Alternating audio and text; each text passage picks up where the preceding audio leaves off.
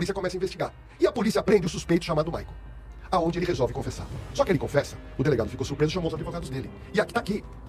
Os advogados conversaram com o Michael 40 minutos para ele não confessar.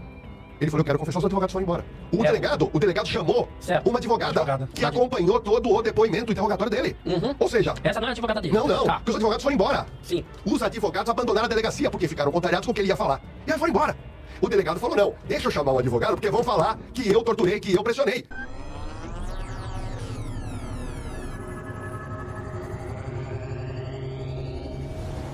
Eu trouxe aqui, daqui a pouco nós vamos falar, o interrogatório do Michael, que ele deu recentemente, que ele já nega.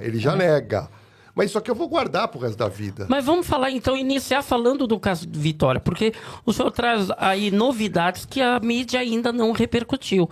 Então, por exemplo, o que tem nesse interrogatório e que o Michael já está negando? Bom, vamos lá. A minha especialidade, Marcão, é aprofundar o que aconteceu, né? Porque a mídia, em tese, elas falam muito de forma superficial. E o aprofundamento é que faz você entender o que aconteceu no crime. Então, eu consegui, inicialmente, essa confissão, tá? Essa confissão, eu chamo de meia confissão ou um quarto de confissão. Por quê? Porque confessar um crime, acredite se quiser, não vale nada. Não vale nada. Nada. Porque a confissão, ela tem que vir corroborada com elementos de prova.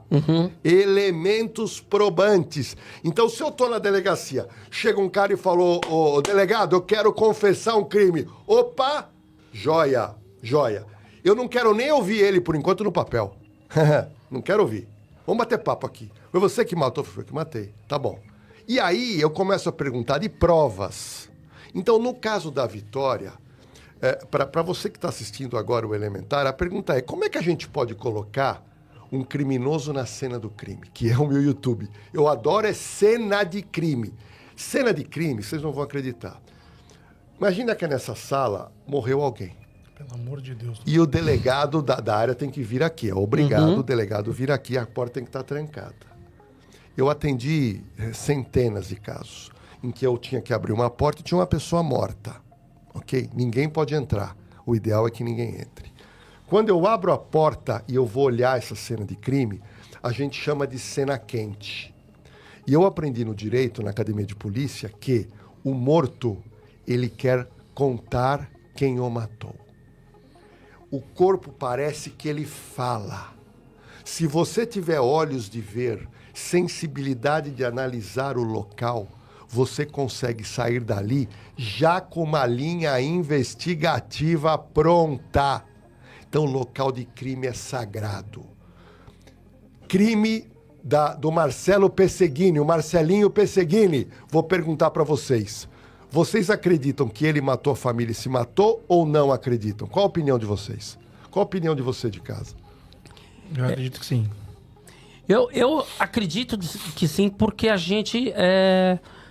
diante do que a gente já ouviu, de pessoas que vieram aqui, não sei como se teve novidades nesse caso. Confesso que no dia eu não achava.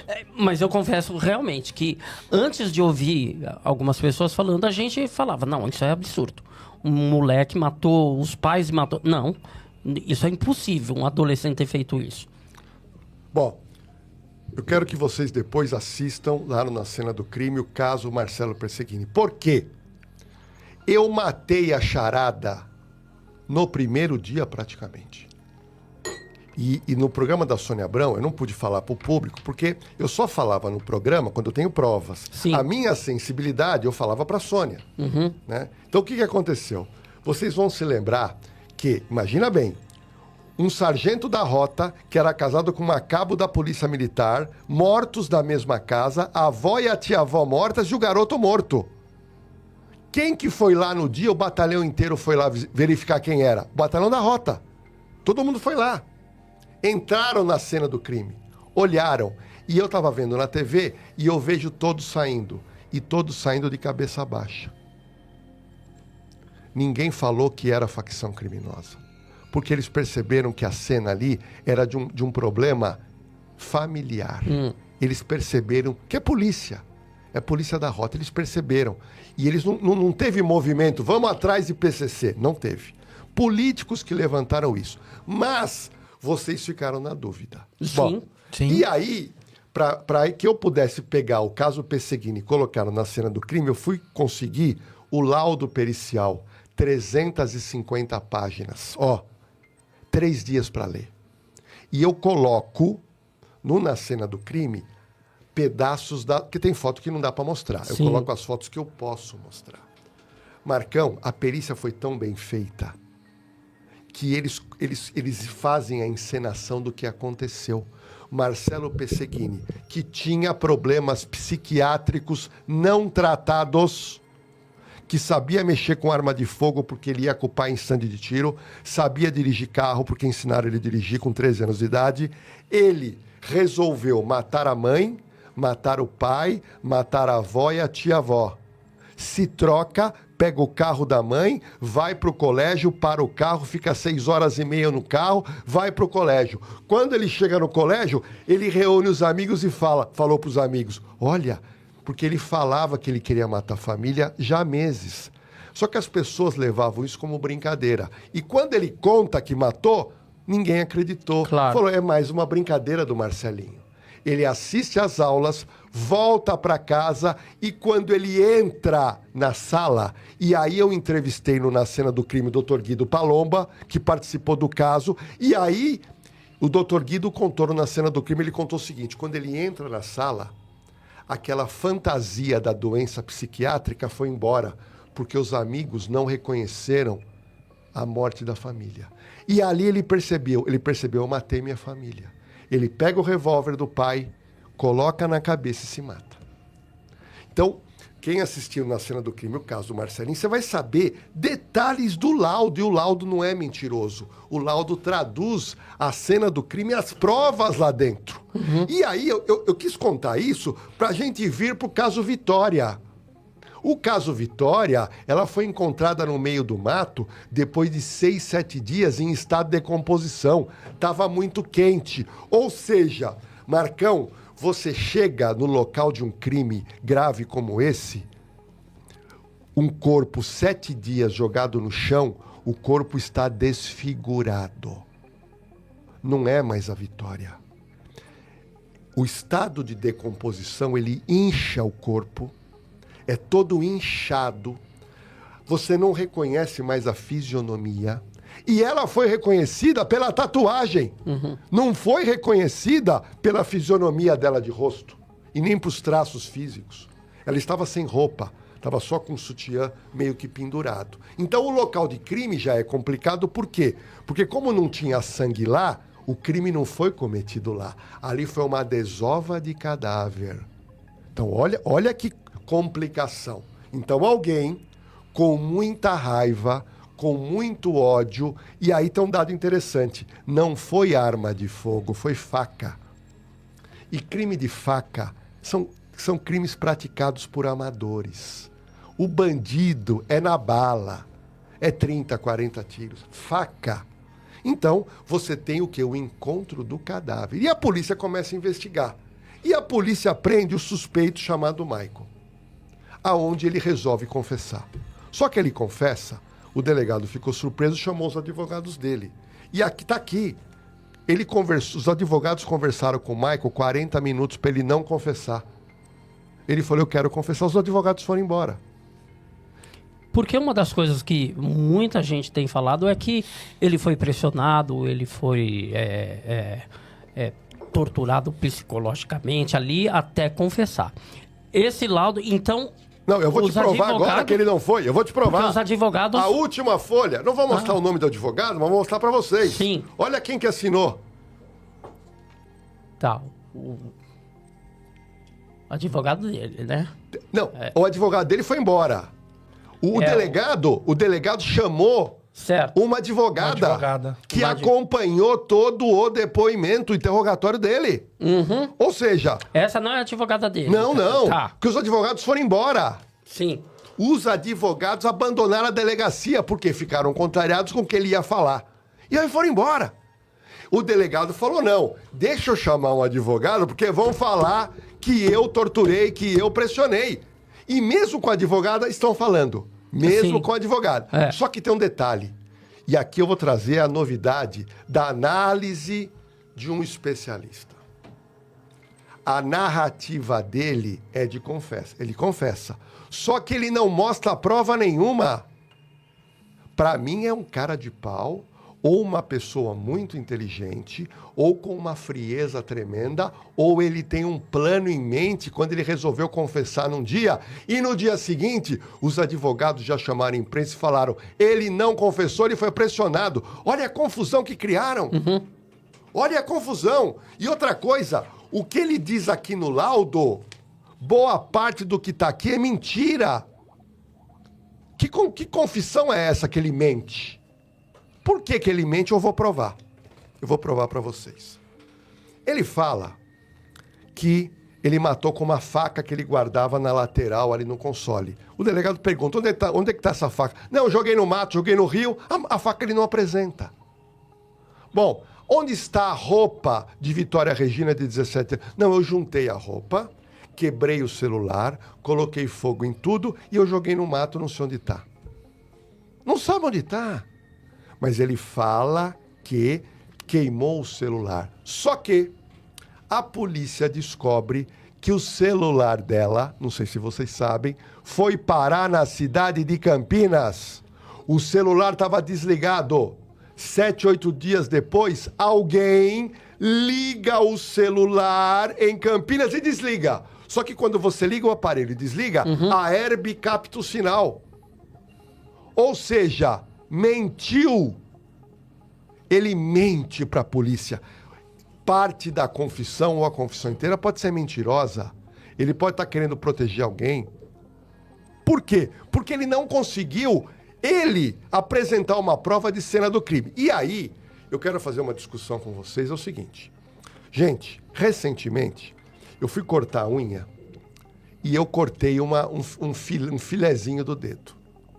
Marcão, começou a sangrar, não parava de sangrar, pingando. Aí eu peguei um negócio, pus gelo, não parava, gelo. Eu falei, eu vou ter que ir para o hospital.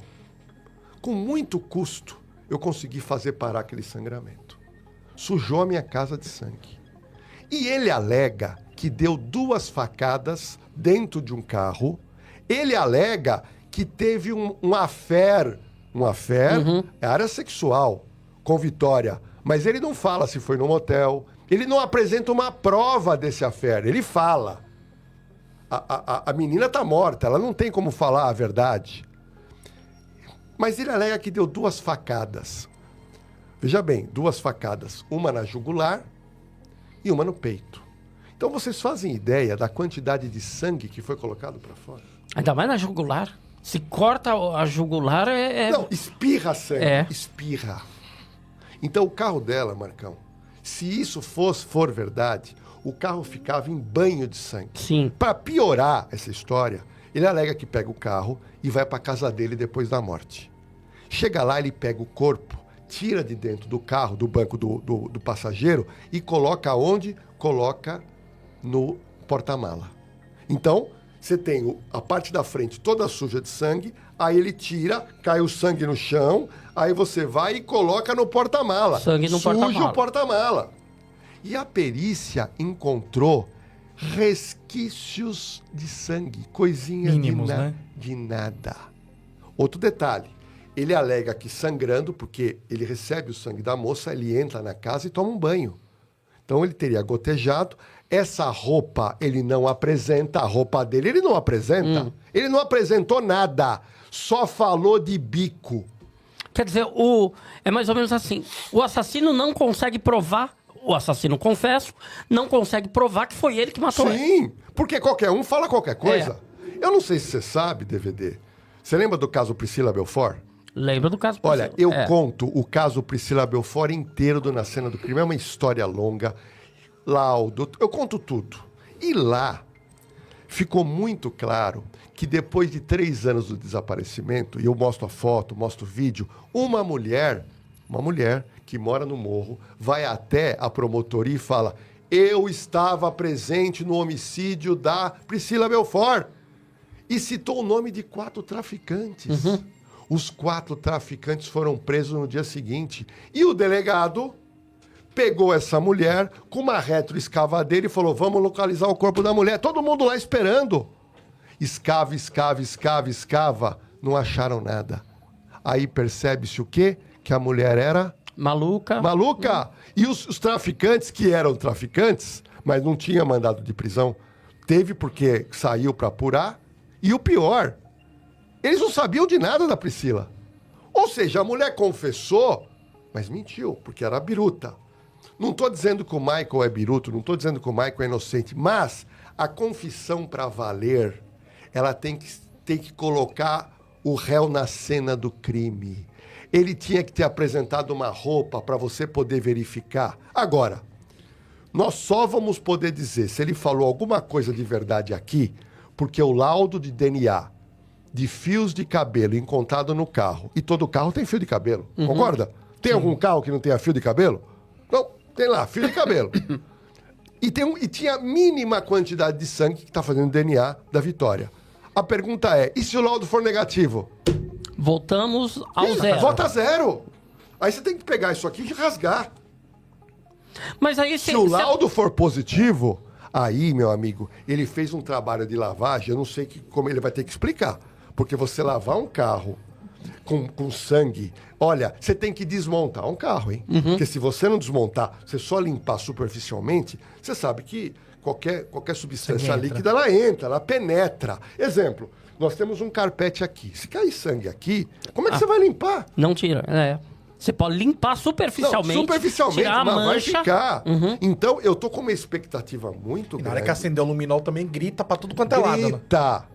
Grita por quê? Porque no caso Isabela Nardoni, também tá lá na cena do crime. Eu mostro o laudo. É impressionante. Porque no Isabela Nardoni, ela apanhou na sala e ela sangrou. Ela sangrou. Enquanto o pai pegava a menina e defenestrava pela janela, porque o termo técnico, quando você lança alguma coisa da janela, não é jogar, né? O termo técnico é defenestrar. Então ela foi defenestrada. A madrasta ficou limpando o chão. Então ela limpou o chão, leiga, achando que não vai achar. E ela pegou a fralda que ela estava lesionada, ela pegou a fralda e lavou, muito bem lavada, e deixou lá no baldinho de água.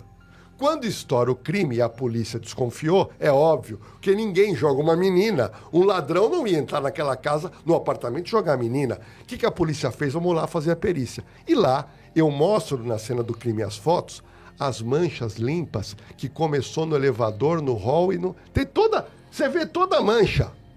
Toda a mancha. Caminho certinho. Caminho certinho. As manchas puderam determinar até a altura que ela foi jogada no chão. Perfeito o trabalho da perícia. Perfeito. Então, você veja, se no Isabela Nardoni, que tinha pouco sangue, a polícia descobriu. Pouco sangue muitos anos atrás, né? Você entendeu? E que não tinha toda uma tecnologia como tem hoje. Então, a minha expectativa, no caso Vitória, é em relação a esse laudo. Se o laudo der positivo no carro dele, ok, ele tem culpa, mas ele tem que se explicar melhor. Agora, se der negativo... Quem é que você está defendendo? Quem é que você está acobertando? A tua sensação é essa, que ele está acobertando alguém, que ele deve estar escondendo mais gente com ele ali. Porque o boato foi que ele quis dar... Porque, volto a repetir, pessoal, a confissão, ela só tem valor com prova. Falar, qualquer um fala. Eu aprendi no direito, na PUC, e depois eu aprendi na delegacia, que o testemunho é a prostituta das provas. O falar não resolve nada. Quando as pessoas queriam me confessar, ou a própria testemunha, vinha falar, pera um pouquinho, eu quero prova, meu amigo. O que você fala, para mim, não vai resolver. Porque na mão do juiz, muitas vezes o juiz absolve e é criticado porque a pessoa fala e não prova. Então eu quero prova. Me coloca na cena do crime. Eu quero ver você na cena do crime. E ele não colocou. Porque não tem um elemento probatório que você fala, ele estava lá. Ele foi visto lá. Então, esse laudo de DNA vai ser, quando sair, vai ser a prova-chave. Leva quanto tempo para sair esse laudo? laudo? o laudo ele não sai tão rápido, porque não é como um exame que você vai fazer. Sim. É uma coisa mais complicada, ele depende de você ter o material, descansar. Eu acredito que talvez saia essa semana ou a semana que vem. Uhum. É óbvio que a perícia sempre acelera um pouco em casos de midiático. Prioriza, né? Mas nesse caso, o laudo ele tem um processo um pouco mais de demora. Então, essa semana eu estou curiosíssimo. E a semana que vem, para a gente poder dizer realmente, olha, essa confissão tem boa parte do que ele falou é verdade, mas boa parte do que está aqui é óbvio que é mentiroso. R$160 mil. Sem precisar aparecer, sem precisar assinar algum contrato, sem precisar aguentar um chefe chato pegando no pé a semana inteira. Que tal fazer o seu próprio horário, trabalhar a hora que quiser, onde quiser? Uma ótima ideia, não é mesmo? Pois é, hoje essa será a oportunidade para você ter tudo isso. Você não precisa de anos de estudo, não importa se você tem poucas condições financeiras. Você conseguirá ter esses mesmos resultados, ou até melhores, se seguir o que eu tenho para te ensinar. Clique no link abaixo que estarei te esperando na apresentação especial que preparei para você. Corre! Ela ficará privada daqui a algumas horas.